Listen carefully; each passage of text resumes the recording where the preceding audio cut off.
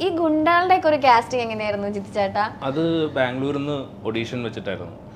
അപ്പോൾ ഓഡീഷൻ്റെ ടൈമിൽ നമ്മുടെ റോഡ് നിറയെ ഗുണ്ടകളായിരുന്നു. അവിടെ എന്തോ ഗ്യാങ് വാർ നടക്കുമെന്നാണ് ആൾക്കാർ വിചാരിച്ചത്. നമ്മുടെ ഒരു ചെറിയ റോഡിലാണ് ഈ പറഞ്ഞ ഹോളുള്ളത്. അപ്പോൾ ആ ഹോളിൽ വെച്ചിട്ടാണ് ഈ പറഞ്ഞ ഓഡീഷൻസ് നടക്കുന്നത്.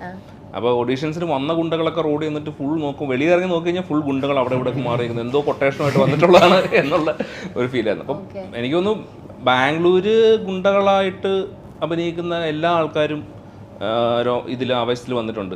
അത് ബാംഗ്ലൂരിൽ നിന്ന് റിയൽ ആൾക്കാരുണ്ട് ഇല്ല, അതൊക്കെ ചുമ്മാ അങ്ങോട്ടും ഇങ്ങോട്ടും കഥ അടിച്ചിറങ്ങുന്നതാണ്. അപ്പൊ അത് കഴിഞ്ഞിട്ട് ബാംഗ്ലൂരിലത്തെ ഗുണ്ടകൾ പോരാണ്ട് നമ്മൾ മൈസൂരിൽ നിന്നൊക്കെ ഗുണ്ടകൾ ഇറക്കേണ്ടി വന്നു. ഗുണ്ടകൾ തീർന്നു, ലാസ്റ്റ് കഴിയുമ്പോഴത്തേക്ക് ഗുണ്ടകൾ തീർന്നിട്ട് മൈസൂരത്തെ ഗുണ്ടകൾ മറ്റേ പുറത്ത് കർണാടകയിലെ തന്നെ വേറെ വേറെ സ്ഥലത്തു നിന്നുള്ള ഗുണ്ടകളൊക്കെ വന്ന് അപ്പൊ എല്ലാവരും ഗുണ്ടകളുടെ ഒരു സംഗമമായിരുന്നു അവസാനം. ആ ഗുണ്ടകളുടെ ഇടയിലേക്കാണ് ഞാൻ ആക്ച്വലി ആ ഗുണ്ടകളുടെ ഒപ്പം നിൽക്കുമ്പോൾ ഞാൻ ഭയങ്കര ചെറുതാ.